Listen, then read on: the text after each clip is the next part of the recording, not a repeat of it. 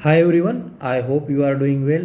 तो आज हम स्टार्ट करने वाले हैं एक ऐसे सब्जेक्ट को जो काफ़ी इंटरेस्टिंग है। अगर आपको उसका बेसिक अच्छे से आता हो तो हम पढ़ेंगे केमिस्ट्री को, जिसमें हम हमारे प्रिपरेशन की स्टार्ट करने वाले हैं बेसिक कंसेप्ट से, जिसमें हम पढ़ेंगे आज some basic concepts of chemistry.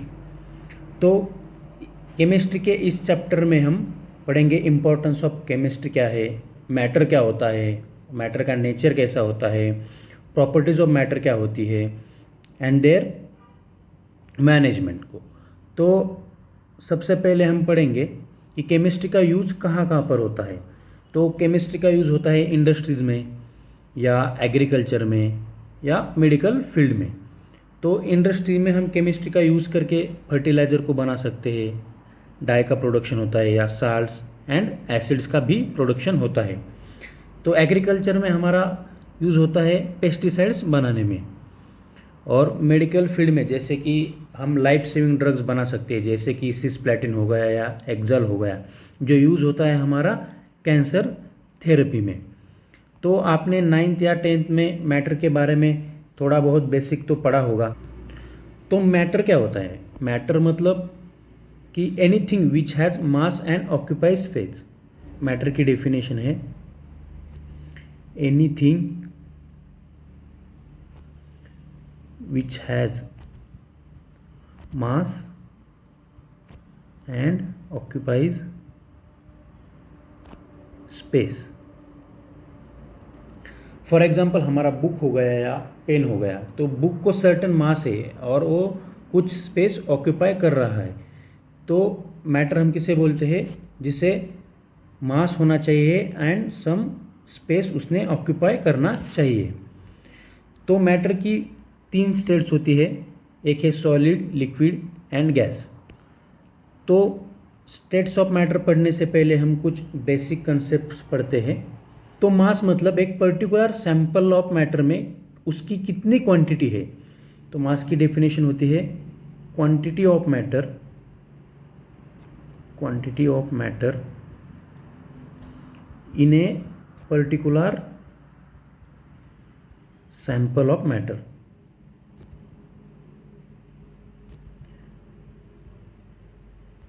तो जो मास होता है, तो मास हमेशा कांस्टेंट होता है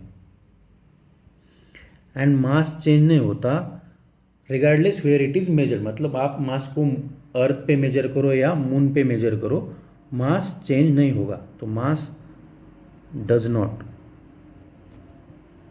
change regardless where it is measured।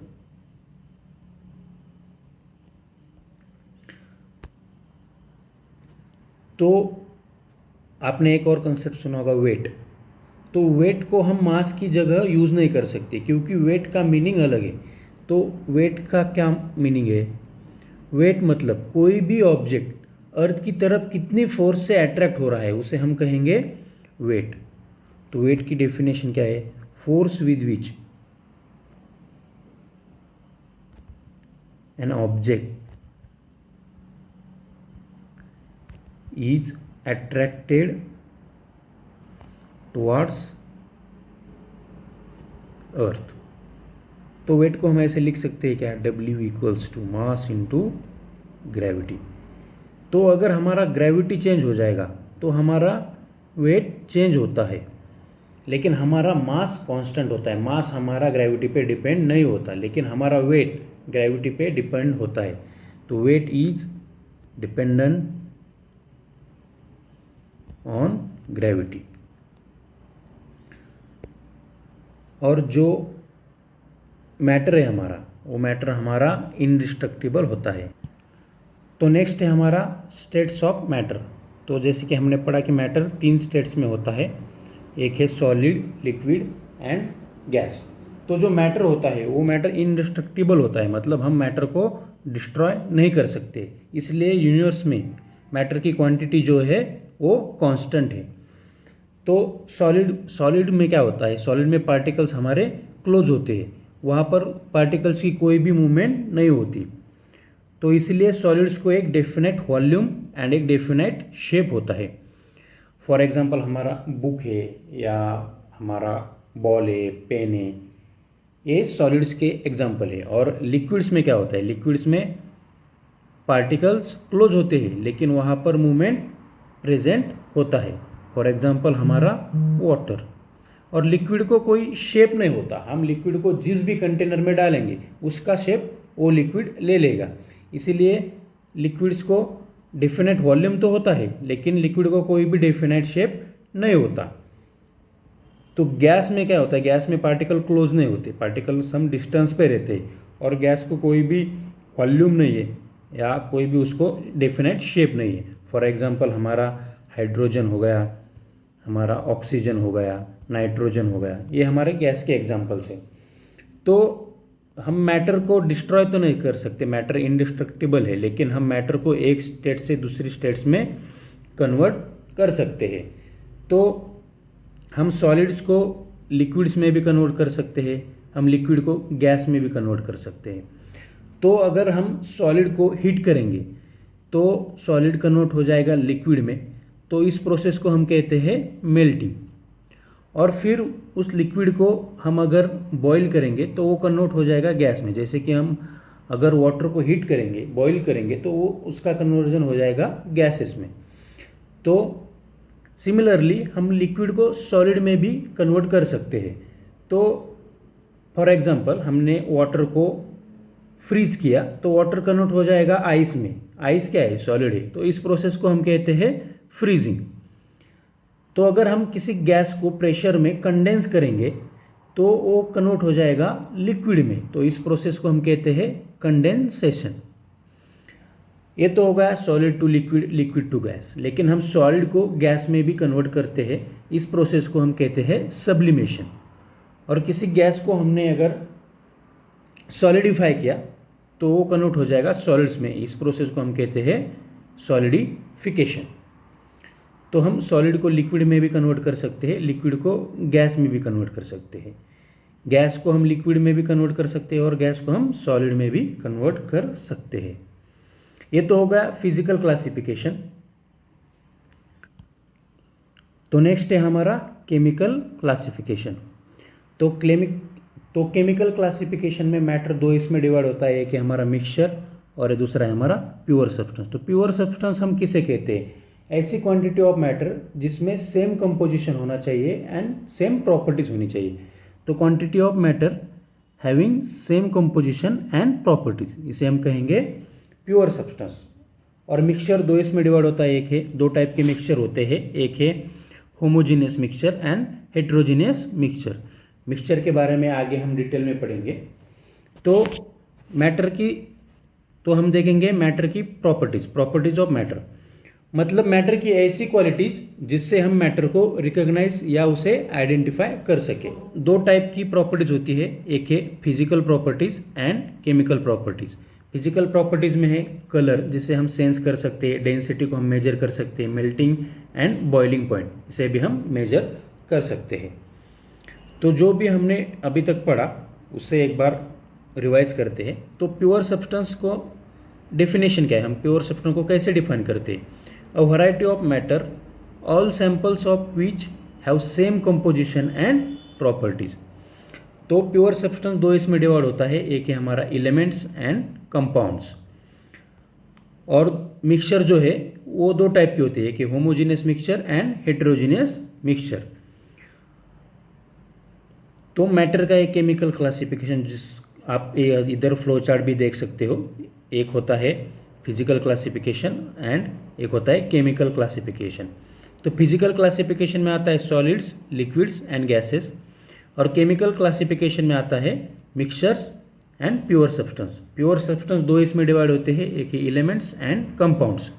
और मिक्सचर दो टाइप के होते हैं, homogeneous mixture and heterogeneous mixture. अब हम पढ़ेंगे एलिमेंट्स के बारे में। तो जैसे कि हमने देखा प्योर सब्सटेंस दो इसमें डिवाइड होता है, एक है एलिमेंट्स एंड कंपाउंड्स। एलिमेंट्स क्या होते हैं, ऐसे प्योर सब्सटेंस जो कि डिकम्पोज नहीं होते, क्या नहीं होते, वो डिकम्पोज नहीं होते बाय एनी केमिकल चेंज। और उसे हम क्या और उसका दूसरा डेफिनेशन क्या है कि pure substance which consist of only one type of atom, मतलब एक ही टाइप के एटम उसमें होने चाहिए। और जो रिसेंट डेफिनेशन है हमारा वो है कि जो हमारा मॉडर्न डेफिनेशन है कि simple individual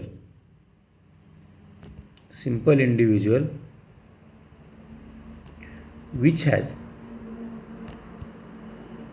definite atomic number and has definite position in periodic table।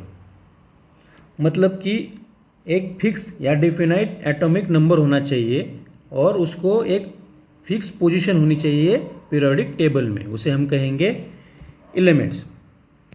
और एलिमेंट्स को एक डेफिनेट नेम दिया हुआ है और उसे एक निक नेम दिया है जिससे हम सिंबल कहते हैं, ताकि हम उसे आइडेंटिफाई या रिकॉग्नाइज कर सके।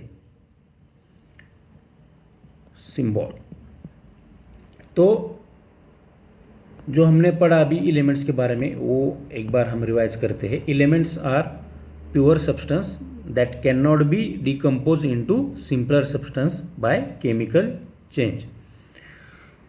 N element can also be define as a pure substance which consist of only one type of atom, मतलब कि उसमें एक ही टाइप के एटम होने चाहिए। लेकिन आइसोटोप की डिस्कवरी बाद ये डेफिनेशन उतना करेक्ट नहीं रहा, तो इसके लिए एक मॉडर्न डेफिनेशन बनाया गया जिसमें हम एलिमेंट को कहते हैं a simple individual which has definite atomic number and has definite position in periodic table and it can not be decompose in a chemical change. तो करंटली हमारे पास 117 डिफरेंट एलिमेंट्स नोन हैं और उन्हें आइडेंटिफाई करने के लिए हमने उसको एक डेफिनेट नेम दिया है और कन्वीनियंस के लिए उसको एक निक नेम दिया है जिसे हम सिंबल कहते हैं। तो सिंबल्स कैसे डिराइव किए गए हैं, तो कुछ एलिमेंट्स का नेम का फर्स्ट लेटर लेके हमने उसे सिंबल दिया है। तो जैसे कि है ऑक्सीजन, ऑक्सीजन का फर्स्ट लेटर है O, नाइट्रोजन का है N, फ्लोरीन का F, कार्बन का C, हाइड्रोजन का H। तो कुछ एलिमेंट्स ऐसे भी है जिसका फर्स्ट लेटर और उसका एक और लेटर लिया है हमने, उसके एग्जाम्पल है कैल्शियम, कैल्शियम का Ca, निकेल का Na, एल्यूमिनियम का Al, कोबाल्ट का Co, मैग्नीशियम का Mg। और कुछ एलिमेंट्स ऐसे भी है जिनके लैटिन नेम से हमने उसे सिंबल दिया है, जैसे कि सोडियम का लैटिन नेम होता है नाइट्रियम, तो उसका हमने लिया Na, आयरन का फेरम तो उसका Fe, लेड का प्लम्बम तो उसका Pb। और बाकी भी एग्जाम्पल इधर मैंने मेंशन किए हैं, तो आप एक बार वो देख लो।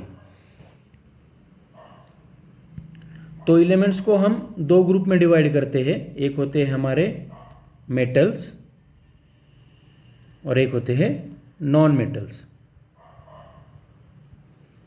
जो मेटल्स होते हैं वो सॉलिड होते हैं, उन्हें हाई डेंसिटी होती है और वो गुड कंडक्टर होते हैं हीट एंड इलेक्ट्रिसिटी के, good conductor of heat and electricity. और वो मैलिएबल एंड डक्टाइल होते हैं, मैलिएबल ये आपने 9th या 10th में पढ़ा होगा properties of metal, malleable and ductile होते हैं और उन्हें high melting and boiling point होता है। जो हमारे नॉन मेटल्स होते हैं वो ब्रिटल होते हैं और वो नॉन लस्ट्रस होते हैं। जो हमारे मेटल जैसे लस्टर चमकते हैं तो नॉन मेटल नॉन लस्ट्रस होते हैं और उनमें लो मेल्टिंग एंड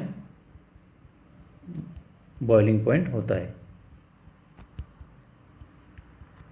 और वो bad conductors of heat and electricity है, मतलब हीट एंड इलेक्ट्रिसिटी को कंडक्ट नहीं करते।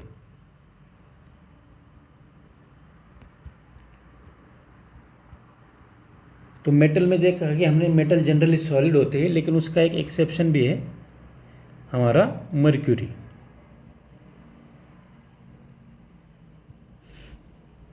तो कुछ ऐसे एलिमेंट्स है जो ना ही मेटल होते हैं और ना ही नॉन मेटल, तो हम उन्हें कहते हैं मेटालॉइड्स।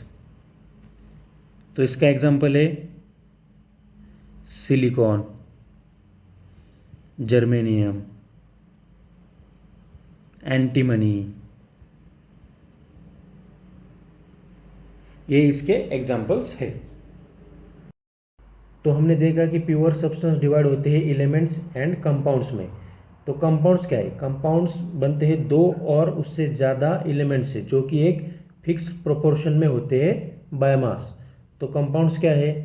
कंपाउंड्स है एक pure substance that are composed of two or more different elements in a fix proportion by mass.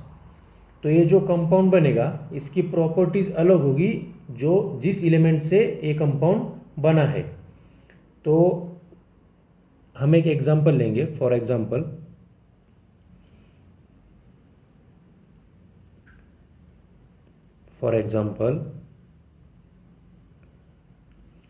Hydrogen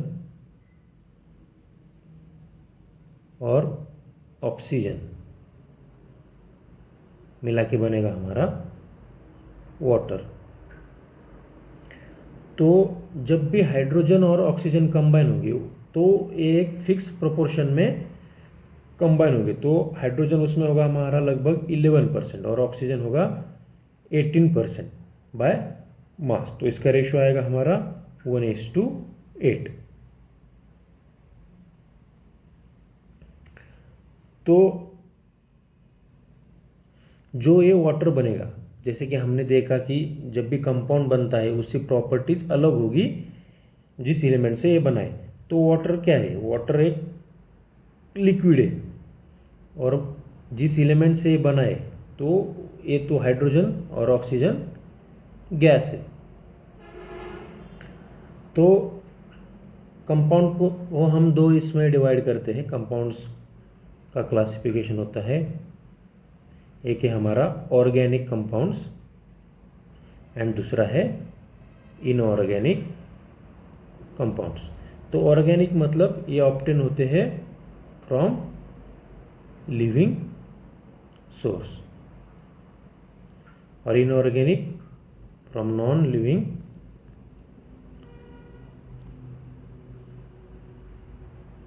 source. तो कंपाउंड्स के बाद में हमारा मिक्सचर्स, जो कि हमने क्लासिफिकेशन ऑफ मैटर में देखा था कि एक है मिक्सचर और दूसरा था प्योर सब्सटेंस। प्योर सब्सटेंस में दो है, एक है एलिमेंट्स और दूसरा है कंपाउंड्स। तो मिक्सचर क्या है? मिक्सचर एक ऐसा मटेरियल है जिसमें दो और उससे ज़्यादा सब्सटेंस, जो कि एलिमेंट्स हो सकते हैं या कंपाउंड्स हो सकते हैं इन एनी प्रोपोर्शन। तो मिक्सचर है हमारा, mixture is a material containing two or more substance, either elements और कंपाउंड्स और बोथ इन एनी प्रोपोर्शन।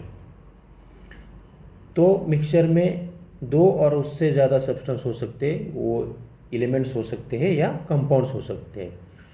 तो हमारे पास दो टाइप के मिक्सचर है, एक है हमारा होमोजीनियस मिक्सचर और दूसरा है हमारा हेट्रोजीनियस मिक्सचर। तो होमोजीनियस मतलब क्या है? कि जिसमें कंपाउंड्स क्या होते हैं? यूनिफॉर्म होते हैं। कंपाउंड्स मिक्स्ड होते हैं यूनिफॉर्मली और इसके जो कंपोनेंट्स हैं, होमोजेनियस मिक्सचर के जो कंपोनेंट्स है वो हम नेकेड आई से देख नहीं सकते। मतलब components can't be seen bye naked eyes. तो इसका एग्जांपल क्या है? जब हम शुगर को वाटर में डिजोल्व करेंगे तो उससे जो मिक्सचर बनेगा उसके कंपाउंड्स या उसके एलिमेंट्स हम देख नहीं सकते हमारे आंखों से, और वो एक यूनिफॉर्म मिक्सचर होगा। मतलब अगर हम शुगर को वाटर में डिजोल्व करेंगे तो उससे एक यूनिफॉर्म मिक्सचर बनेगा। तो इसका एग्जांपल है शुगर डिजोल्व इन वाटर, या हम साल्ट का भी ले सकते हैं। अगर हम साल्ट को वाटर में डिजोल्व करेंगे तो उससे भी एक यूनिफॉर्म मिक्सचर बनेगा, जिसे हम होमोजीनियस मिक्सचर कहते हैं।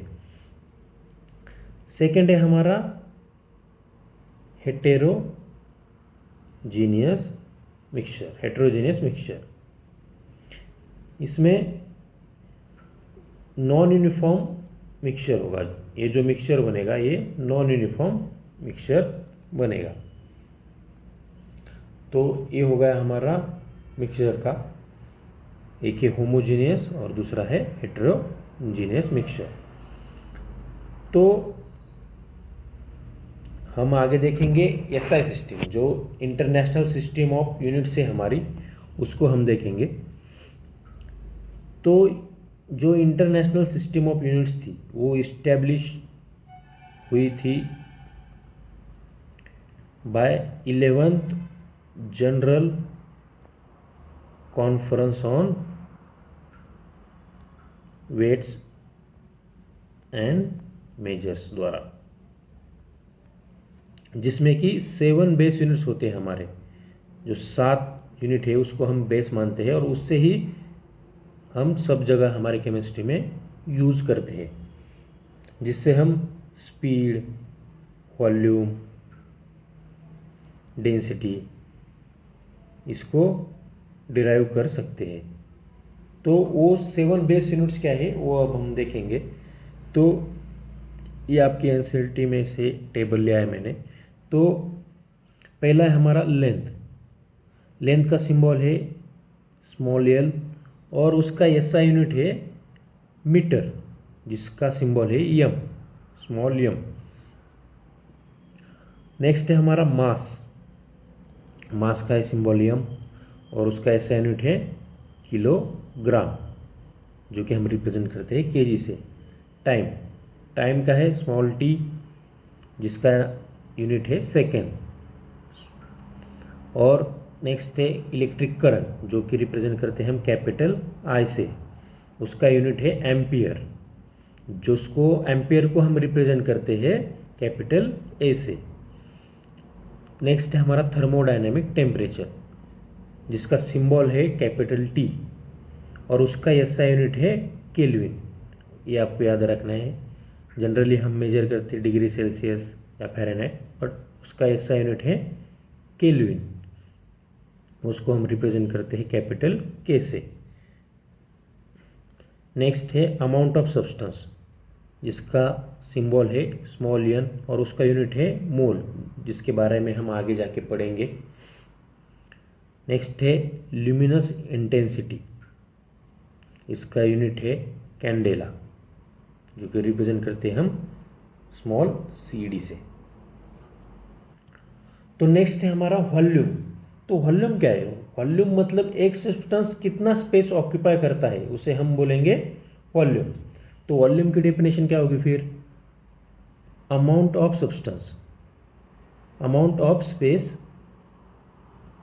Occupied by a substance. एक सब्सटेंस कितना स्पेस ऑक्यूपाई करता है उसे हम बोलेंगे वॉल्यूम। तो वॉल्यूम हम मेजर करते हैं जनरली लीटर में, जिसका यूनिट है एल, जिसका सिंबल है एल। लेकिन ये जो है ये एसआई यूनिट नहीं है। तो हम वॉल्यूम का यूज़ करके हम डेंसिटी भी कैलकुलेट कर सकते हैं। तो डेंसिटी का फॉर्मूला है हमारे पास मास बाय वॉल्यूम। तो इसे हम ऐसे भी लिख सकते हैं मास बाय वॉल्यूम। तो एसआई यूनिट क्या होगा डेंसिटी का? एसआई यूनिट ऑफ डेंसिटी, तो हम पहले लेंगे मास का एसआई यूनिट। तो SI unit of mass divided by SI unit of volume. तो मास का एसआई यूनिट है केजी और वॉल्यूम का है मीटर क्यूब। तो एसआई यूनिट क्या हो गया? kg पर मीटर क्यूब। तो ये जो वैल्यू है ये लार्ज होती है, तो इससे हम सिंपल इसमें कन्वर्ट कर सकते हैं ग्राम में। तो इसको हम कन्वर्ट करेंगे ग्राम पर सेंटीमीटर क्यूब। तो डेंसिटी हमारा क्या डिनोट करता है? डेंसिटी हमारा डिनोट करता है कि हमारे मॉलिक्यूल जो है वो कितने क्लोजली पैक्ड है। तो डेंसिटी के बाद है हमारा टेम्परेचर। तो टेम्परेचर हम जनरली सेल्सियस स्केल में मेजर करते हैं, लेकिन ये हमारा एसआई यूनिट नहीं है। तो एसआई यूनिट इसका है केल्विन। तो टेम्परेचर का यूनिट क्या होगा? केल्विन को हम ऐसे लिख सकते हैं डिग्री सेल्सियस प्लस 273.15। तो अगर आपको किसी क्वेश्चन में डिग्री सेल्सियस में टेम्परेचर दिया होगा तो उसे कन्वर्ट कर सकते हैं इस फॉर्मूला से। तो डिग्री सेल्सियस क्या हो जाएगा हमारा? Kelvin minus 273.15। तो इसे हम फ़ारेनहाइट स्केल में भी लिख सकते हैं। तो डिग्री सेल्सियस का फॉर्मूला होगा 5/9 इंटू डिग्री फ़ारेनहाइट माइनस 32। तो डिग्री फ़ारेनहाइट आ जाएगा कैलकुलेशन करके हमारा 9/5 इंटू डिग्री सेल्सियस प्लस 32। तो ये आपको फार्मूलाज याद रखने हैं। अगर किसी क्वेश्चन में डिग्री फ़ारेनहाइट में दिया होगा तो हम उसे कैसे डिग्री सेल्सियस में कर सकते हैं, या डिग्री सेल्सियस में दिया है तो उसे हम कैसे डिग्री फ़ारेनहाइट में कन्वर्ट कर सकते हैं।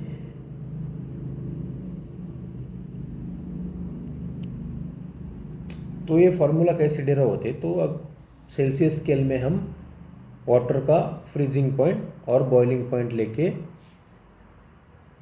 हम टेम्परेचर कैलकुलेट करते हैं। तो उस हिसाब से हमारा केल्विन का फार्मूला डिराइव होता है। तो ये आता है। तो टेम्परेचर के बाद है हमारा प्रेशर। प्रेशर के 3 नॉन एसआई यूनिट होते हैं, जो कि है हमारे, एक है टॉर, दूसरा है एटमॉस्फेरिक प्रेशर जिसे हम एटमॉस्फेयर या एटीएम कहते हैं, और तीसरा है हमारा मिलीमीटर्स ऑफ मर्क्यूरी। तो एटमॉस्फेयर क्या होता है कि pressure exerted by column of mercury of 760 millimetres और 76 centimetre height at 0 degree Celsius. तो 76 सेंटीमीटर हाइट का मर्क्यूरी का कॉलम एट 0 डिग्री सेल्सियस कितना प्रेशर एक्सर्ट करता है उसे हम कहेंगे एटमॉस्फेयर। सेकेंड है हमारा टॉर। टॉर होता है pressure exerted bye 1 millimetre column of mercury. और थर्ड है हमारा मिलीमीटर ऑफ मर्क्यूरी, जिसे हम mmHg से डिनोट करते हैं। तो हमारा 1 एटमॉस्फेरिक प्रेशर होता है इक्वल्स टू 760 टॉर, क्योंकि 1 टॉर तो है हमारा 1 मिलीमीटर ऑफ मर्क्यूरी के कॉलम द्वारा एक्सर्ट किया हुआ प्रेशर। तो ये आ जाएगा हमारा 760 टॉर। तो इसे हम ऐसे भी लिख सकते हैं 760 मिलीमीटर्स ऑफ मर्क्यूरी, या ऐसे भी लिख सकते हैं 76 सेंटीमीटर ऑफ मर्क्यूरी।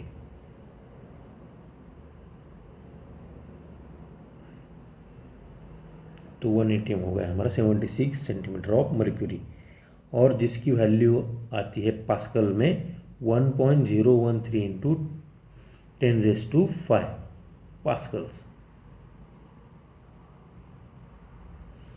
ये आपको याद रखना है, आगे भी आपको फिजिकल केमिस्ट्री में भी प्रॉब्लम सॉल्व करते वक्त ये काफ़ी इम्पोर्टेंट है। तो प्रेशर का हो गया, उसके बाद है हमारा एनर्जी। एनर्जी को हम मेजर करते हैं कैलोरी में। तो 1 कैलोरी इक्वल्स टू 4.184 जूल्स। तो 1 जूल आ जाएगा हमारा 0.2390 कैलोरीज। तो 1 kilo calories equals to 1000 calories. तो वो आ जाएगा हमारा कैलकुलेशन 4.184 किलो जूल्स। और 1 इलेक्ट्रॉन वोल्ट इक्वल्स टू, उसका वैल्यू आता है 1.602 इंटू 10⁻⁻19 जूल।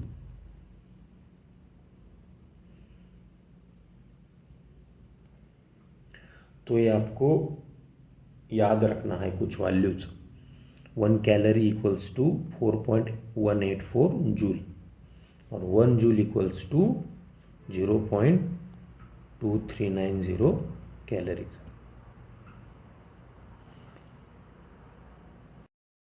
तो नेक्स्ट है हमारा सिग्निफिकेंट फिगर्स।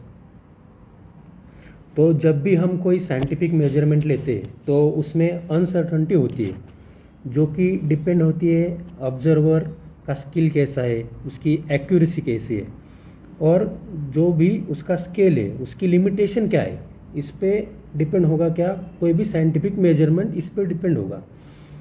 तो उसे इंडिकेट करने के लिए साइंटिस्ट ने एक टर्म इंट्रोड्यूस किया जिसे हम सिग्निफिकेंट फिगर्स कहते हैं।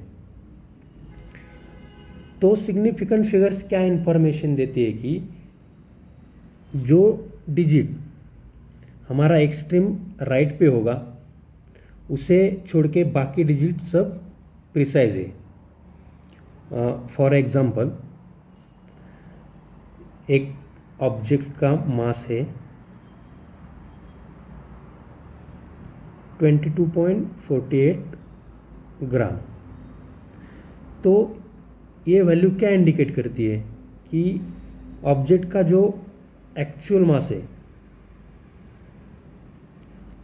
वो या तो 22.47 या 22.49 इसके बीच में ऑब्जेक्ट का मास है।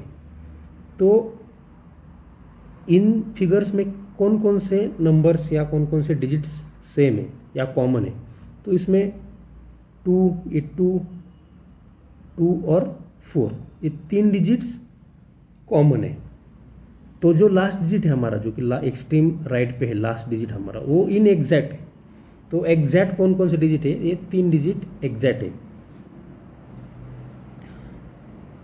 तो इसमें सिग्निफिकेंट नंबर क्या है, इसमें सिग्निफिकेंट नंबर है हमारा 4।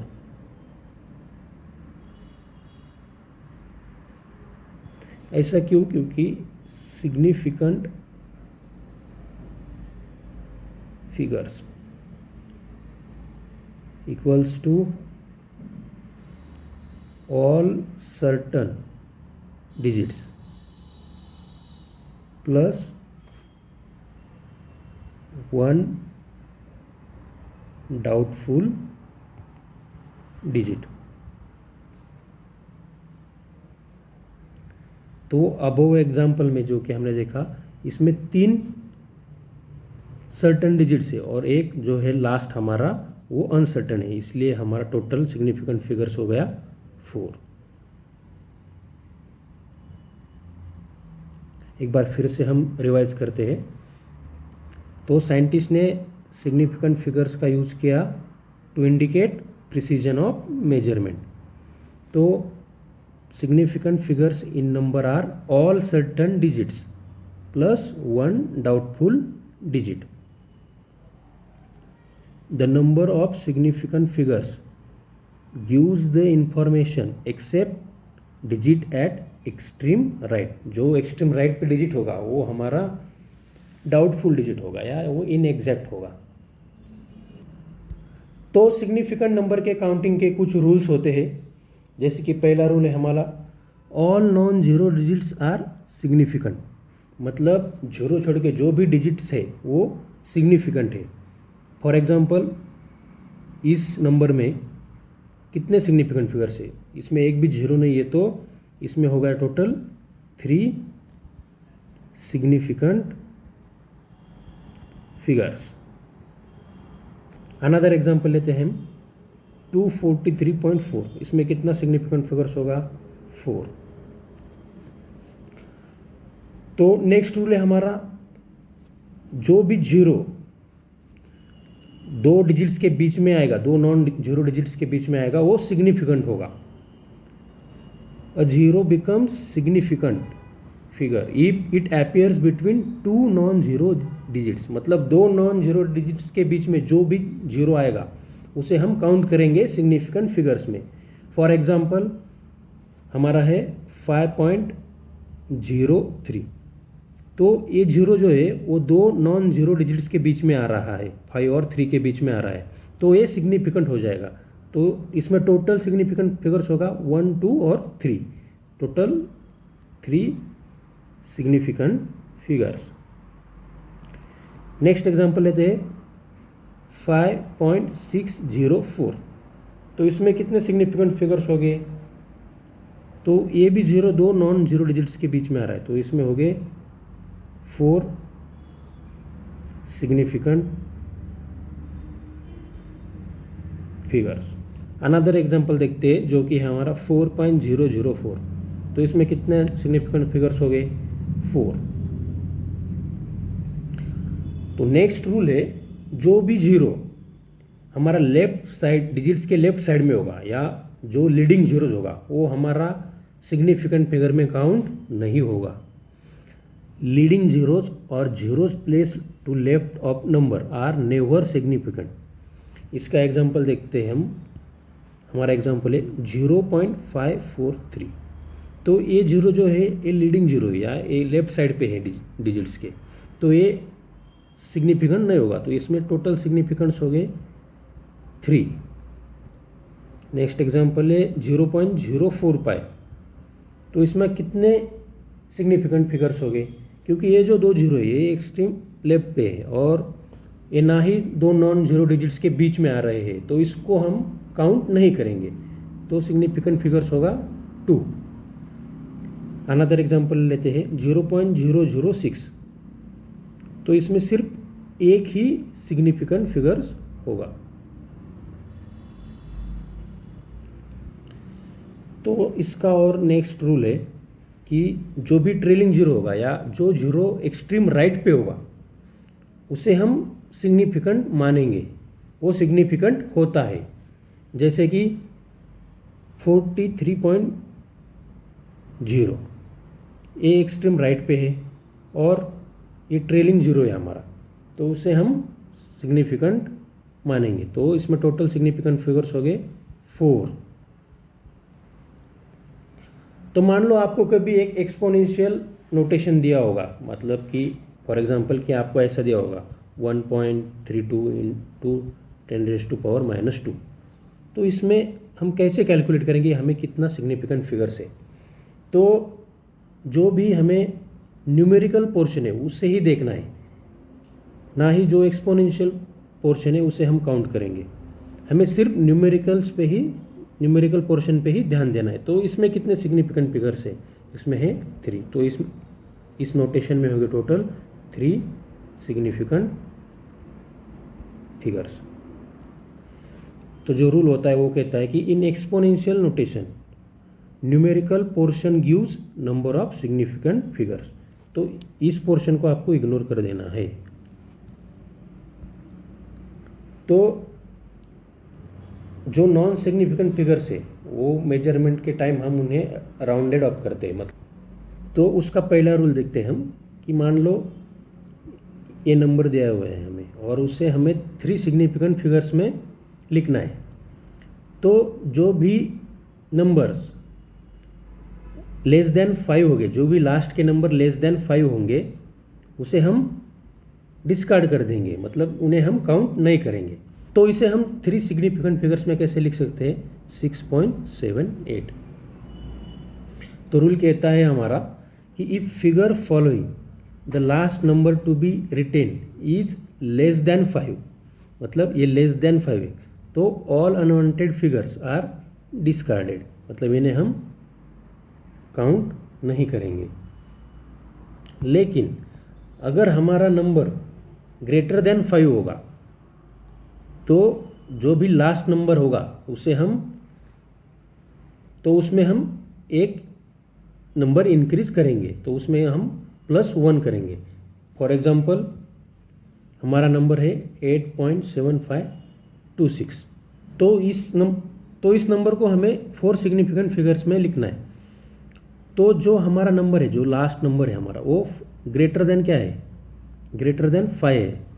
तो जो उसका पिछला नंबर होगा जो कि है 2, उसमें हम 1 ऐड कर देंगे।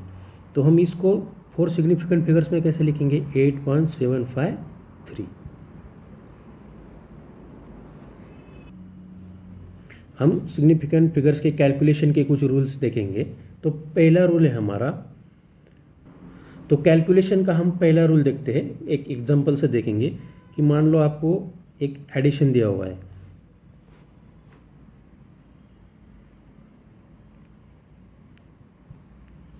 तो मान लो आपको एक एडिशन दिया हुआ है कि एग्जांपल है 33.3 प्लस 3.11 प्लस 0.313।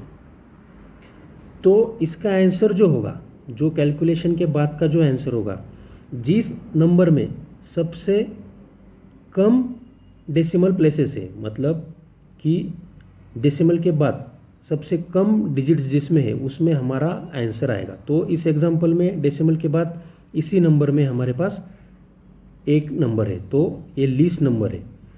तो हमारा जो भी आंसर आएगा, जो हमारा आंसर आएगा 3, इसे कैलकुलेट करने के बाद हमें 36.723, तो इसे हम लिखेंगे 36.7।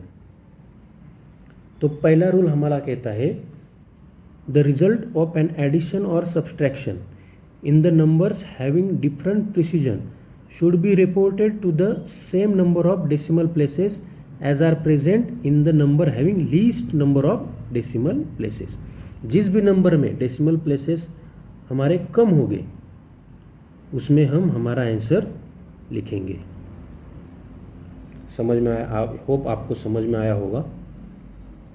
तो कैलकुलेशन का दूसरा रूल कहता है हमारा कि जो भी हमें कैलकुलेशन दिया होगा, मतलब मान लो एक एग्जांपल से देखते हैं हम कि हमारे पास एक कैलकुलेशन है 142.06 मल्टीप्लाई बाय 0.23। जो भी हमारा लीस्ट प्रिसाइज नंबर होगा, मतलब जो भी हमारा कम नंबर होगा, उसके जो जितने भी सिग्निफिकेंट फिगर्स होंगे, तो इसमें सिग्निफिकेंट फिगर्स कितने हैं हमारे? ये 0 हमारा एक्सट्रीम लेफ्ट पे है, ये लीडिंग 0, तो हम उसे कैलकुलेट नहीं करते। तो इसमें हमारे 2 सिग्निफिकेंट फिगर्स हो गए। तो हमारा जो भी आंसर आना चाहिए वो हमें लास्ट में 2 सिग्निफिकेंट फिगर्स में ही लिखना है। तो इसका आंसर आएगा हमारे पास 32.6738। लेकिन हमने रूल देखा है कि अगर हमें 2 सिग्निफिकेंट फिगर में या 3 सिग्निफिकेंट फिगर में, जितने सिग्निफिकेंट फिगर में हमें आंसर लिखना है, उसका लास्ट डिजिट अगर हमारे पास 5 से ज़्यादा होगा तो हम पिछले डिजिट में 1 को ऐड करते हैं। तो इसका आंसर हमारे पास आएगा, ये ग्रेटर देन 5 है, 6 जो है हमारा ग्रेटर देन 5 है, तो इसका आंसर आएगा 33। और इसमें हो गए 2 सिग्निफिकेंट फिगर्स। तो हमारा रूल कहता है कि the answer to a multiplication और division is rounded up to the same number of significant figures as is possessed by least precise term used in the calculation। तो भी जिसमें भी लीस्ट, जो भी हमारा लिस्ट प्रिसाइज होगा उसमें हम हमारा आंसर लिखेंगे। तो अब हम देखेंगे लॉज ऑफ केमिकल कॉम्बिनेशन। तो एलिमेंट्स के कॉम्बिनेशन से कंपाउंड बनते हैं, तो उसमें यही 5 लॉज यूज होते हैं। तो पहला लॉ है हमारा law of conservation of mass. तो इस लॉ को पहले दिया था लेवाइजर ने। तो ये लॉ क्या कहता है तो according to this law in all chemical changes the total mass of a system remains constant, मतलब कोई भी केमिकल रिएक्शन में जो टोटल मास है उस रिएक्शन का वो हमेशा कांस्टेंट रहेगा। तो mass is neither created nor destroyed. According to this law total mass of reactant equals to total mass of product, क्योंकि हमारा एक केमिकल रिएक्शन का मास जो है वो कांस्टेंट है, क्योंकि मास is neither created nor destroyed. तो नेक्स्ट लॉ है हमारा लॉ ऑफ डेफिनेट प्रोपोर्शन, जिसे दिया था प्राउस्ट, साइंटिस्ट का नाम है प्राउस्ट। तो ये लॉ क्या कहता है, a chemical compound always contains same element combined together in a fixed proportion, that is a chemical compound has fixed composition and does not depend upon method of its preparation. तो ये law क्या कहता है, जब भी कोई भी chemical compound बनेगा तो उसके जो एलिमेंट्स होंगे वो हमेशा एक फिक्स प्रोपोर्शन में होंगे, उनका कंपोजिशन उनके मेथड ऑफ प्रिपरेशन पे डिपेंड नहीं होगा। तो ये है हमारा लॉ ऑफ डेफिनेट और कांस्टेंट प्रोपोर्शन, जिसे दिया था प्राउस्ट ने, ये साइंटिस्ट का नेम है, याद रखना। तो नेक्स्ट है हमारा law of multiple proportion.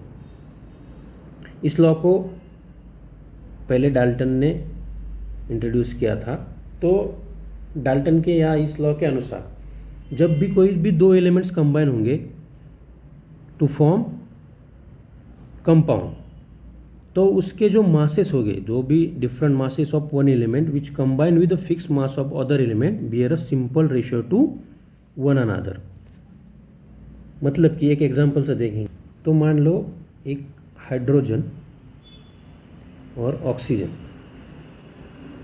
Combine होके बनाते हैं हमारे वाटर, और हाइड्रोजन और ऑक्सीजन मिलके बनाते हैं हाइड्रोजन परऑक्साइड।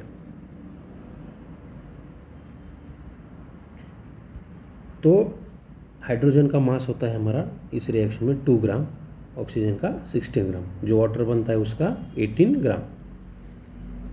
और सेकेंड रिएक्शन में हाइड्रोजन का मास होगा 2 ग्राम, ऑक्सीजन का 32 ग्राम और हाइड्रोजन परऑक्साइड का 34 ग्राम। तो डाल्टन का कहना था कि जब भी दो एलिमेंट्स एक और उससे ज़्यादा कंपाउंड बनाते हैं तो उसमें से एक एलिमेंट का मास हमेशा कांस्टेंट होगा।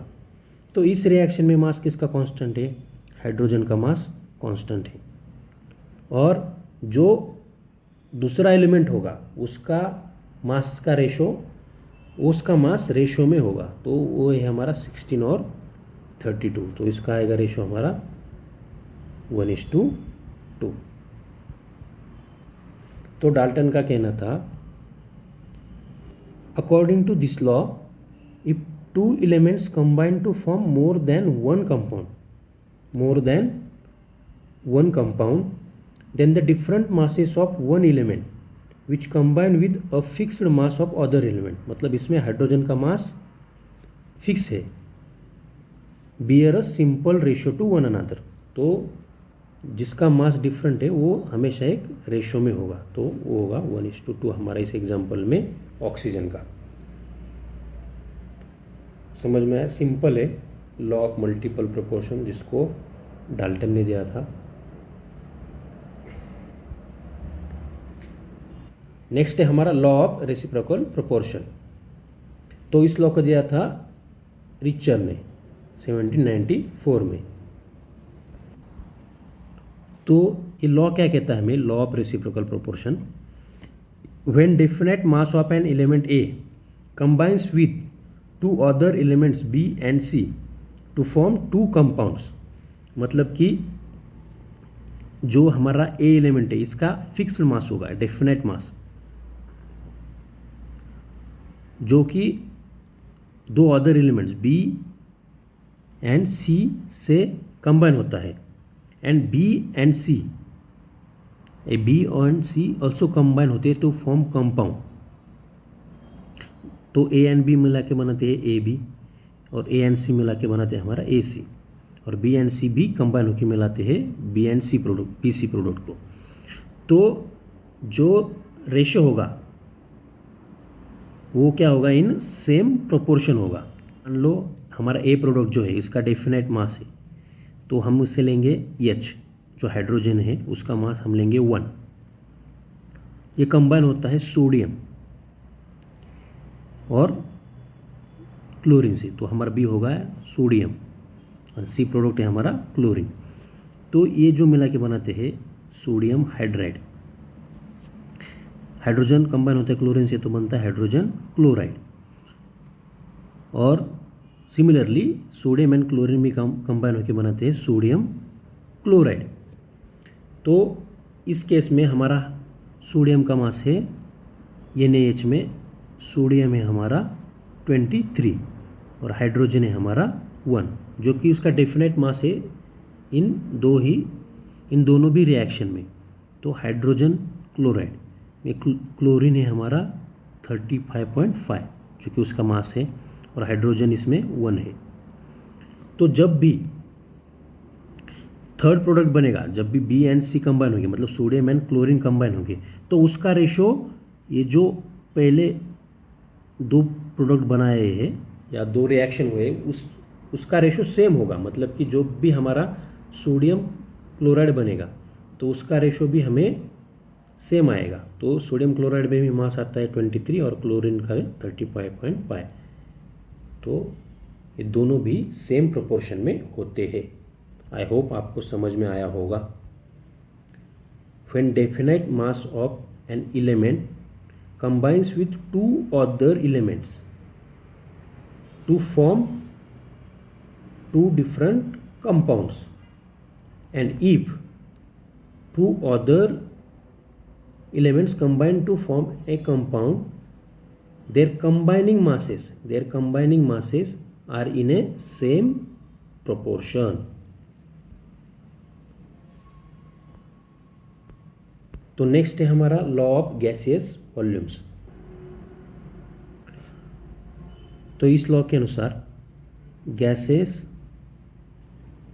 Reacts with each other in a simple ratio of their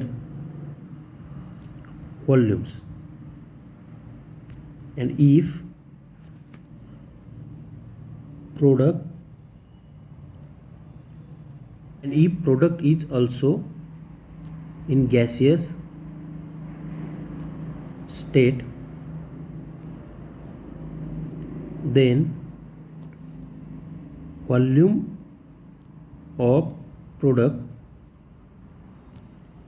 also bears simple ratio.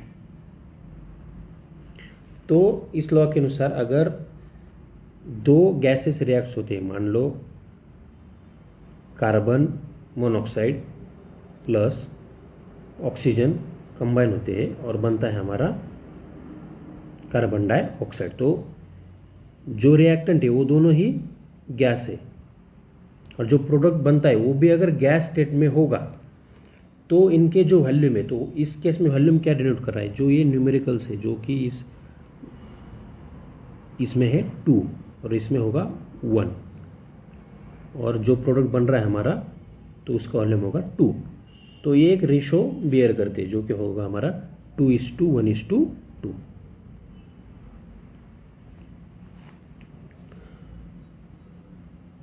तो when gases reacts with each other in a simple ratio of their volumes, and if product is also in gaseous state, then volume of product also bears simple ratio.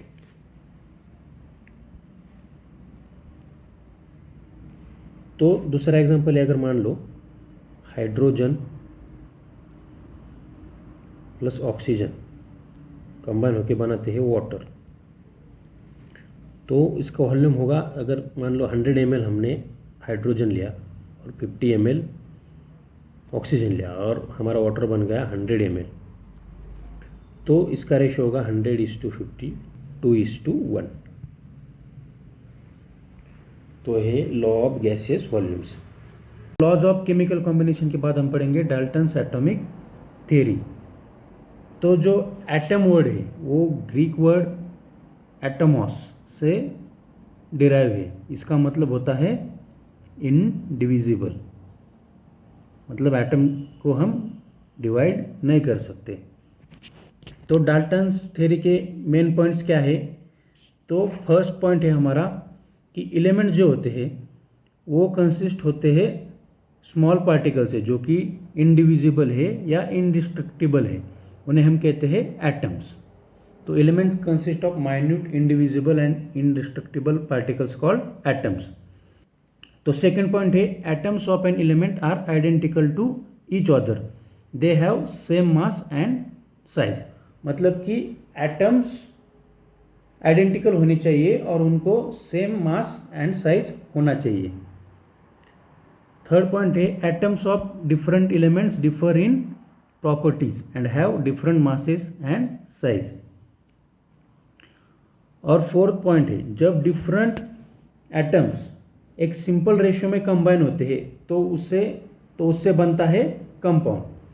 तो compounds are form when atoms of different element combine with each other in simple numerical ratio such as 1:1, 1:2 और 2:3 and so on। मतलब कि जब different elements एक ratio में combine होंगे तो उससे बनेगा हमारा कंपाउंड। और लास्ट पॉइंट है कि ना ही हम एटम को बना सकते, ना ही उसे हम डिस्ट्रॉय कर सकते, और ना ही हम उसको दूसरे एलिमेंट के एटम में ट्रांसफर कर सकते। तो atoms can not be created, destroyed or transform into atoms of other elements. लेकिन ये जो डाल्टन की थ्योरी है उसे हमें मॉडिफाई करना पड़ा due to discovery of isobar and isotopes. तो हम देखेंगे आइसोटोप क्या होता है, आइसोटोप का मतलब क्या होता है। तो आइसोटोप होता है हमारा atoms of same element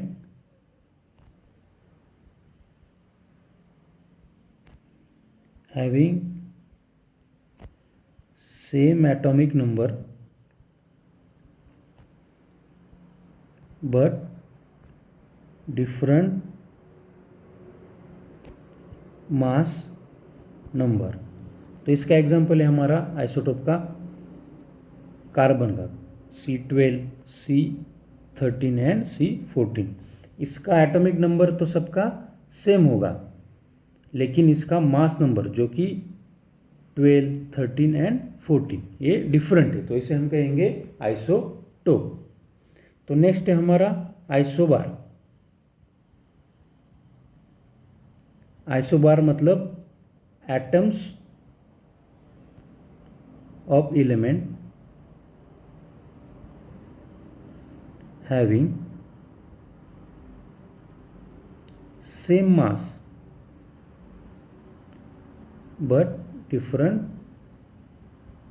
atomic number। मतलब कि एटॉमिक नंबर डिफरेंट होगा लेकिन मास सेम होगा। तो इसका आइसोबार का एग्जांपल है हमारा आयरन एंड निकेल। तो इनका मास सेम होता है जो कि है 58, लेकिन इनका एटॉमिक नंबर डिफरेंट है। तो आयरन का है 26 और निकेल का है 28।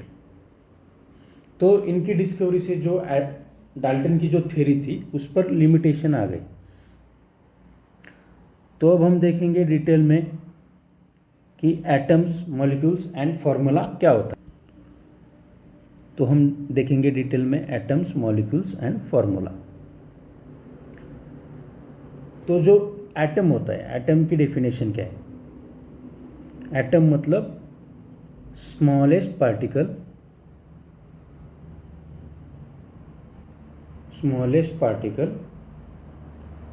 Of an element. तो जो मॉलिक्यूल है, मॉलिक्यूल को इंट्रोड्यूस किया था अवोगाड्रो ने। तो मॉलिक्यूल क्या होता है?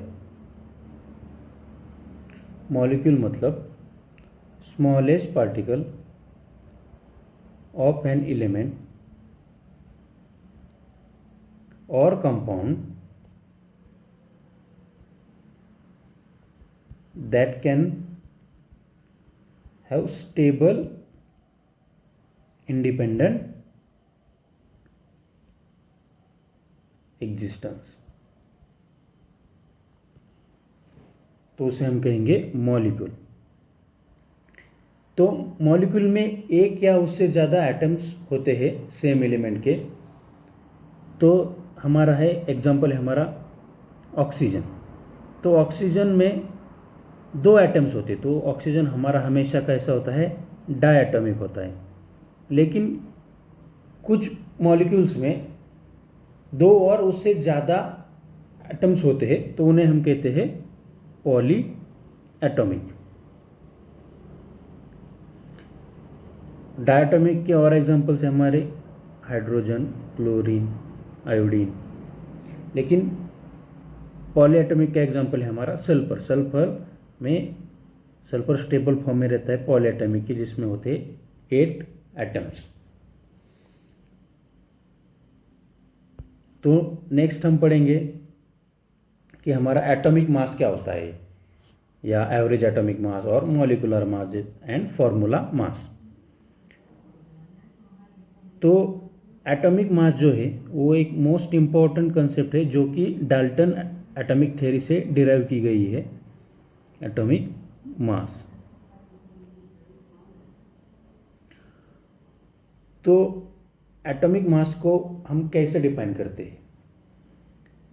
तो कुछ एटम्स होते हैं जो कि काफ़ी टाइनी पार्टिकल्स होते हैं, उनका एब्सोल्यूट मास कैलकुलेट करना डिफ़िकल्ट होता है। तो अगर हम एक स्मॉल यूनिट ऑफ मास को स्टैंडर्ड मान लेंगे, तो इससे हम relative mass of different atoms determine कर सकते हैं।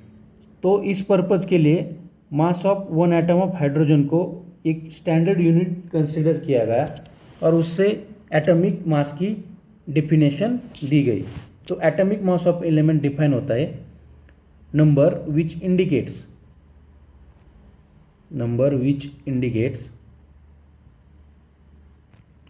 how many times mass of one atom of an element is heavier in comparison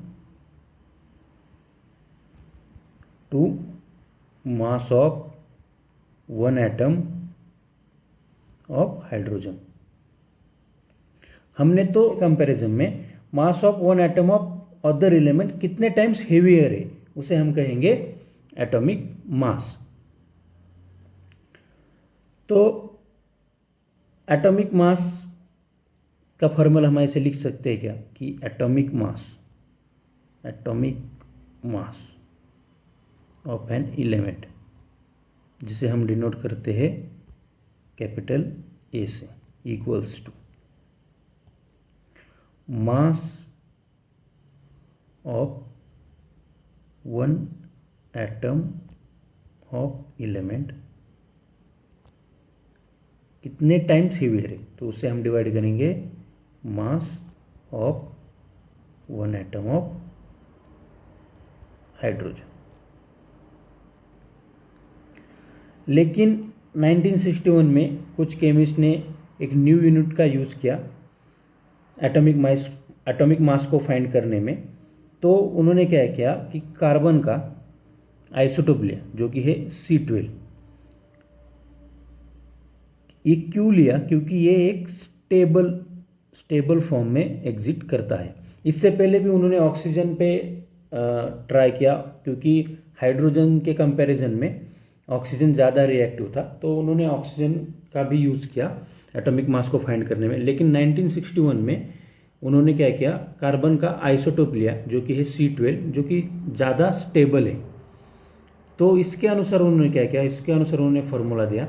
same concept इधर भी अप्लाई किया कि हमने एक, मान लो एक कार्बन पार्टिकल है और इसको हमने 12 पार्ट में डिवाइड किया। ऐसे हमने इसको 12 पार्ट में डिवाइड किया, और जो इसका 12 पार्ट है,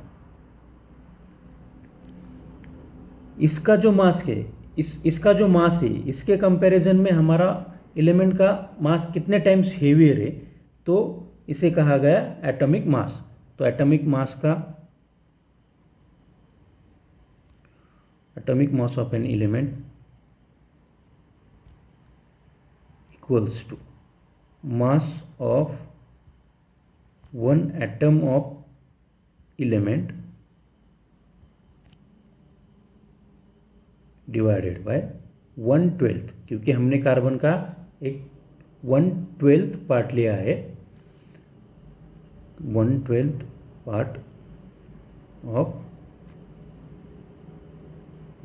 part of mass of one atom of carbon.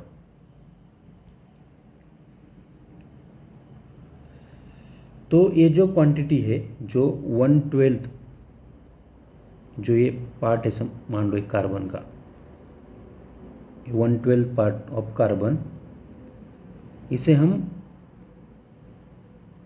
क्या बोलते हैं, एटॉमिक मास यूनिट, जिसे हम AMU कहते हैं।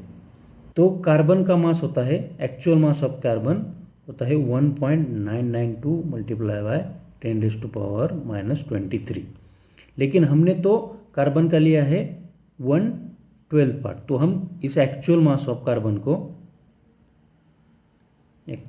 कार्बन को डिवाइड करेंगे 12 से, क्योंकि हमने 1/12 पार्ट लिया है।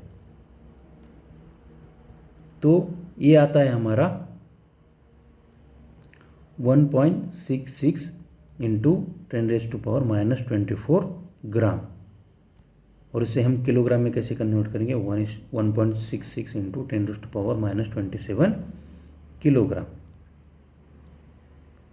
तो ये आ गया किसका, 1/12, ये आ गया 1/12 पार्ट ऑफ कार्बन, ये कार्बन का मास आ गया। तो इसे हम क्या कहते हैं, 1/12 पार्ट ऑफ कार्बन को कहते हैं हम एटॉमिक मास यूनिट, जो कि होगा 1.66 इंटू 10⁻⁻27 किलोग्राम।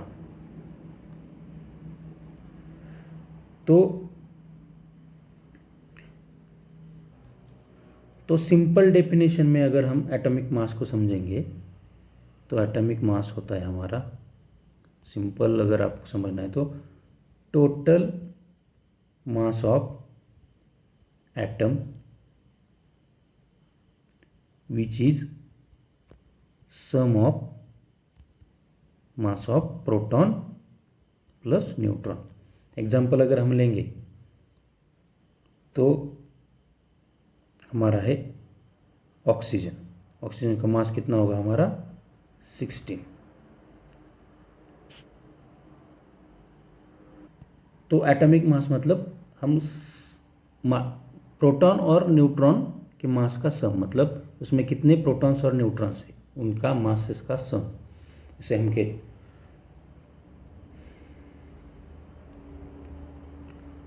तो एटॉमिक मास मतलब total mass of atom which is sum of proton plus neutron, इसे हम कहेंगे एटॉमिक मास।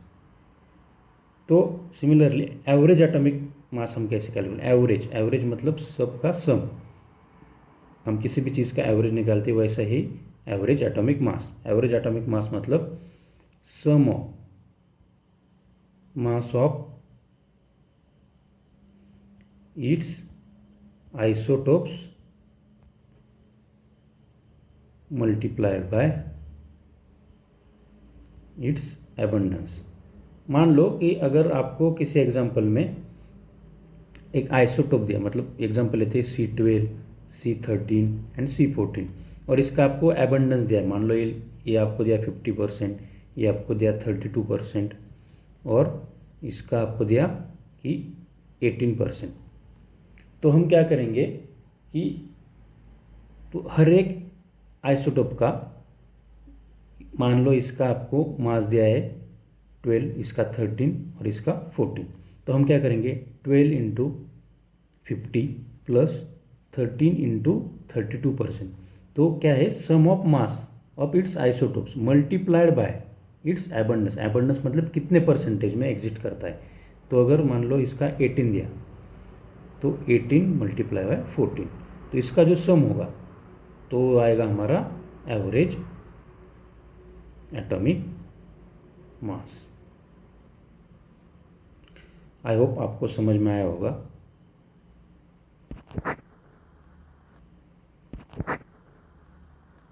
तो नेक्स्ट है हमारा मॉलिक्यूलर मास।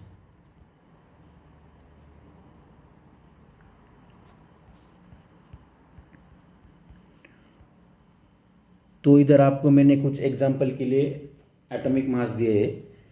तो हाइड्रोजन का होता है 1.008 एटॉमिक मास यूनिट, आयरन का 55.847, ऑक्सीजन का 16, सोडियम का 22.9, मतलब हम उसे 23 कंसिडर करते हैं, क्लोरीन का 35.5, जिंक का 65.38, मैग्नीशियम का 24, सिल्वर का 107, कॉपर का 63। ये आप आगे जाके जैसे आपको प्रैक्टिस होगी आपको ये याद, आप इनको इजीली याद कर सकोगे। तो नेक्स्ट है हमारा ग्राम एटॉमिक मास, मतलब कि एटॉमिक मास की वैल्यू जब भी हम ग्राम में एक्सप्रेस करते हैं तो उसे हम कहते हैं ग्राम एटॉमिक मास। फॉर एग्जांपल कि मान लो ऑक्सीजन का एटॉमिक मास है हमारे पास, तो ऑक्सीजन का एटॉमिक मास होता है 16। तो अगर हम इसको ग्राम में एक्सप्रेस करेंगे तो होगा हमारा ग्राम एटॉमिक मास। तो ग्राम एटॉमिक मास हो जाएगा 16 ग्राम। तो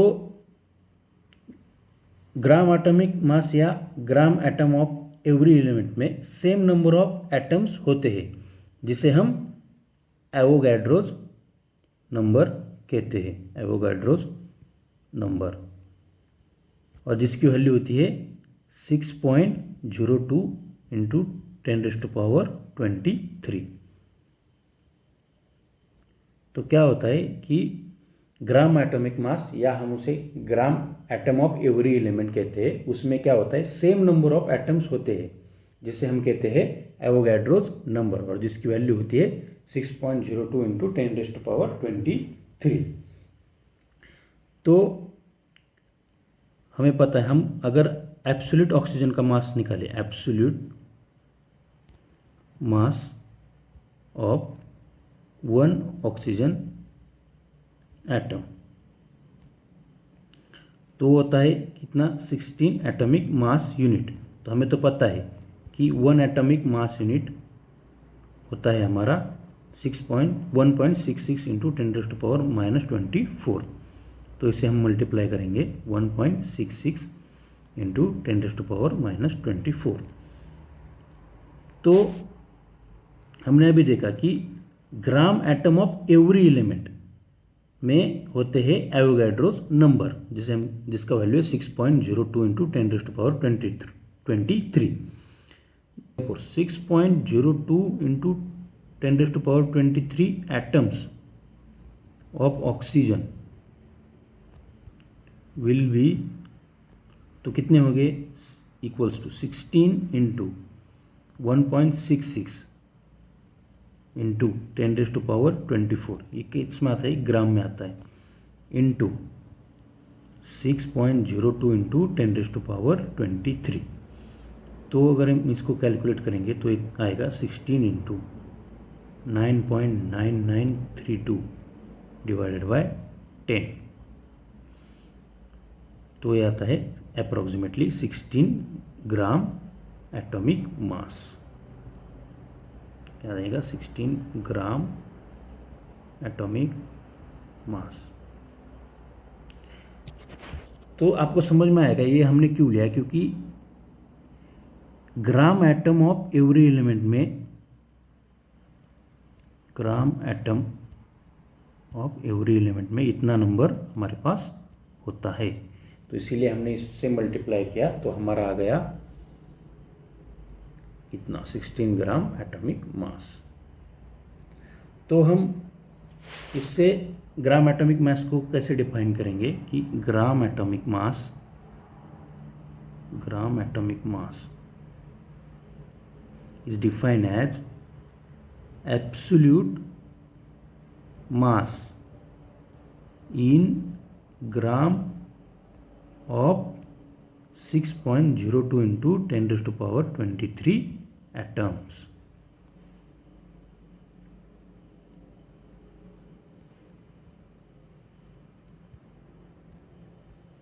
तो इससे हम नंबर ऑफ ग्राम एटम्स निकाल सकते हैं। तो कैसे निकालेंगे? नंबर ऑफ ग्राम एटम्स, तो क्या आएगा कि मास ऑफ एलिमेंट, कि एक एलिमेंट का मास ग्राम में, उसे हम डिवाइड करेंगे atomic mass of element in gram. मान लो कि आपको नंबर ऑफ ग्राम एटम्स निकालने को पूछा है और आपको उस एलिमेंट का मास दिया है, तो आप उसको अगर एटॉमिक मास से डिवाइड करोगे तो आपके ग्राम एटम्स आएंगे। तो हम एग्जांपल लेते हैं कि calculate gram atoms in 2.3 gram of sodium. तो हमारे पास फॉर्मूला क्या है? नंबर ऑफ, तो इसका solution number of gram atoms equals to mass of element in gram. तो हमें कितना ग्राम दिया है? 2.3 divided by atomic mass of element. तो ये कितना है हमारा? एटॉमिक मास कितना है सोडियम का?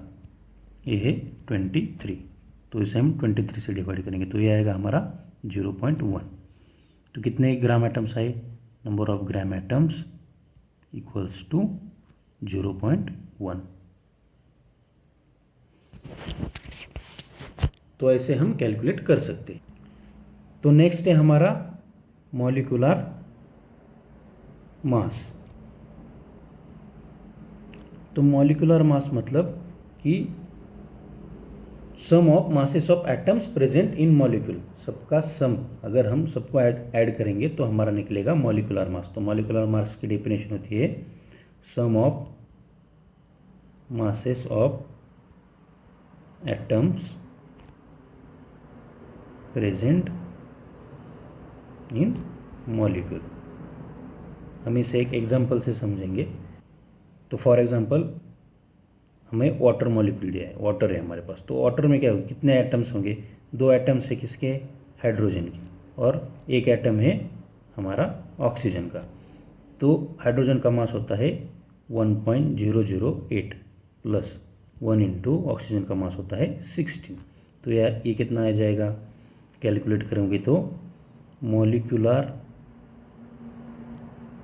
मास ऑफ वाटर कितना आएगा? 18.016 atomic mass unit.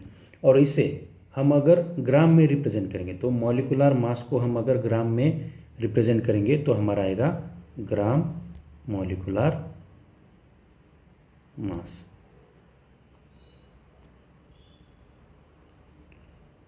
I hope आपको ये समझ में आया होगा। तो हम number of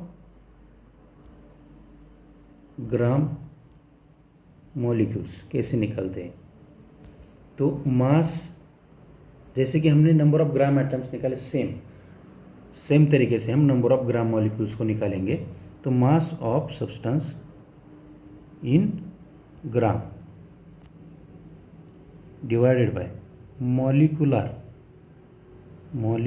mass of substance in gram. इससे हम निकालेंगे नंबर ऑफ ग्राम मॉलिक्यूल्स। अभी तक हमने पढ़ा एटम्स, मॉलिक्यूल्स। अब फॉर्मूला क्या होता है? फॉर्मूला मतलब group of symbols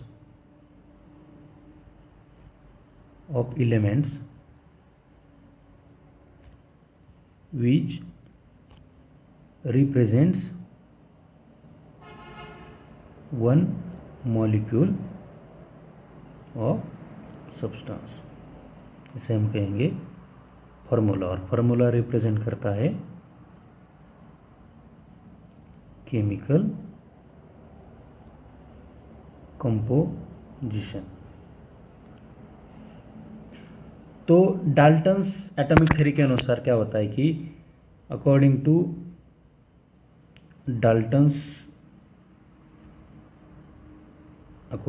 Dalton's atomic theory, elements react होते हैं with each other in simple ratio of their atoms. लेकिन गै-लुसैक का मानना क्या था, जो अभी हमने ऊपर पढ़ा, कि gases combine in simple ratio of there volumes, जो हमने पढ़ा था लॉ ऑफ गैसियस वॉल्यूम। तो लुसैक के अनुसार क्या था कि gases combine in simple ratio of there volumes, और डाल्टन का मानना था कि elements reacts with each other in simple ratio of their atoms. लेकिन बर्जेलियस ने क्या किया, इन दोनों के लॉ को कोरिलेट किया। किसने कोरिलेट किया? बर्जेलियस जो साइंटिस्ट थे, उन्होंने इन दोनों के लॉ को कोरिलेट किया, और उन्होंने कहा कि under similar conditions of temperature and pressure equal, तो उन्होंने कहा कि under similar condition of temperature and pressure equal volume of all gases contains same number of atoms. तो बर्जेलियस ने क्या किया कि डाल्टन्स और लुसैक के लॉ को कोरिलेट किया और उससे एक नया लॉ बनाया जिसे हम कहते हैं बर्जेलियस लॉ। तो उन्होंने कहा कि under similar condition of temperature and pressure equal volume of all gases contains same number of atoms. लेकिन ये जो हाइपोथेसिस था बर्जेलियस का, ये फेल हो गया, क्योंकि बर्जेलियस और डाल्टन का लॉ कॉन्ट्राडिक्ट कर रहे थे।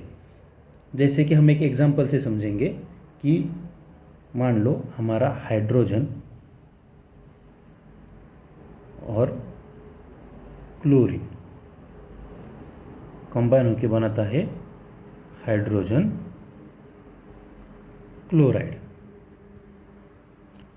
जिसे कि हम ऐसे भी लिख सकते हैं H2 प्लस Cl2 देता है हमें 2HCl, मतलब 2 हाइड्रोजन क्लोराइड। तो अगर इसका वॉल्यूम कितना है, 1 वॉल्यूम कम, और हाइड्रोजन का 1 वॉल्यूम, क्लोरीन का 1 वॉल्यूम मिलके बनाते हैं 2 वॉल्यूम ऑफ हाइड्रोजन क्लोराइड। तो अगर मान लेंगे ये हो गया बर्जेलियस के लॉ के अनुसार, और डाल्टन्स की लॉ के अनुसार n एटम्स, इसके n एटम्स और इसके n एटम्स मिला के बना रहे 2n एटम्स। तो अगर हम इसका एक एटम मानेंगे और क्लोरीन का एक एटम मिलके बन रहे 2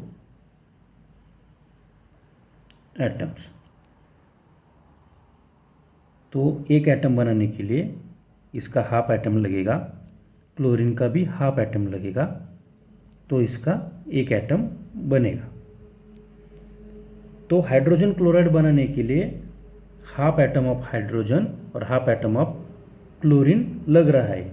लेकिन डाल्टन ने क्या कहा था कि हमारा जो एटम है वो इनडिविजिबल है, मतलब हम उसे डिवाइड नहीं कर सकते।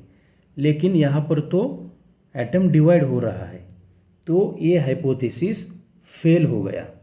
तो 1811 में इस प्रॉब्लम को सॉल्व किया एवोगैड्रो ने। तो एवोगैड्रो ने क्या कहा कि under similar condition of temperature and pressure, under similar condition of temperature and pressure, equal volume of all gases, equal volume of all gases contain equal number of molecules. तो Avogadro ने कहा कि under similar condition of temperature and pressure equal volume of all gases contain equal number of molecules. तो same example से हम इसे भी समझेंगे। तो हमारा हाइड्रोजन एंड क्लोरीन कंबाइन होकर बना रहा है हाइड्रोजन क्लोराइड। तो अगर हमने इसका एक वॉल्यूम लिया, क्लोरीन का एक वॉल्यूम लिया, तो हमारा बन गया 2 वॉल्यूम। तो इसमें आएगा n molecules of hydrogen, n molecules of chlorine, तो मिलके बन रहा है 2n molecules of hydrogen chloride. तो अगर हमने इसका हाफ मॉलिक्यूल और इसका हाफ मॉलिक्यूल लिया तो हमारा बन रहा है 1 मॉलिक्यूल, और इसका हमने हाफ मॉलिक्यूल मतलब हाफ, एक मॉलिक्यूल में आएगा हमारा हाइड्रोजन का 2 एटम्स, तो हाफ मॉलिक्यूल में आएगा हाइड्रोजन का 1 एटम। तो इसमें आएगा 1 atom of hydrogen, similarly 1 atom of chlorine, मिलके बना रहा है 1 मॉलिक्यूल ऑफ हाइड्रोजन क्लोराइड। तो इसमें एटम डिवाइड नहीं हो रहा है, तो ये लॉ करेक्ट हो गया। तो हम देखेंगे कि एवोगाड्रोस लॉ के क्या क्या एप्लीकेशंस है। तो एवोगाड्रोस लॉ को हमने अप्लाई करके कौन कौन से टर्म डिराइव किए हैं। तो एप्लीकेशन ऑफ एवोगाड्रोस हाइपोथेसिस। तो पहला है हमारा एटॉमिसिटी। तो फर्स्ट है हमारा एटॉमिसिटी। तो एटॉमिसिटी मतलब कि एक मॉलिक्यूल ऑफ गैस में कितने एटम्स प्रेजेंट हैं। तो एग्जांपल से समझेंगे कि हाइड्रोजन में कितने एटम्स हैं, 2 एटम्स हैं, तो इसकी एटॉमिसिटी क्या हो गई, इसकी एटॉमिसिटी हो गई 2। सिमिलरली ऑक्सीजन की भी क्या हो गई, एटॉमिसिटी 2 हो गई। तो एक मॉलिक्यूल ऑफ गैस में कितने एटम्स प्रेजेंट है, हम इसे कहेंगे एटॉमिसिटी। तो नेक्स्ट है relation between molecular mass and vapour density. तो वेपर डेंसिटी की डेफिनेशन होती है, वेपर डेंसिटी मतलब density of gas divided bye density of hydrogen. तो हमें तो पता है डेंसिटी मतलब मास बाय वॉल्यूम होता है। तो हम इसे ऐसे लिख सकते हैं क्या कि mass of certain volume of gas divided by mass of same volume of hydrogen at same temperature and pressure. Vapour density को हम ऐसे भी लिख सकते हैं। मान लो if n molecules are present in given